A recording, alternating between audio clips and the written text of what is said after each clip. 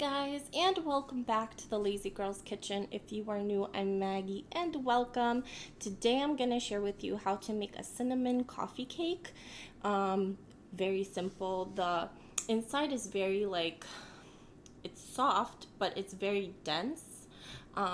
It's amazing, and the top is really crispy and gorgeous, and I'm so excited to share it with you guys. If you like the recipe, make sure you give us a big thumbs up, and as always, make sure that you hit that subscribe button down below, and we will see you next time. For right now, enjoy the video.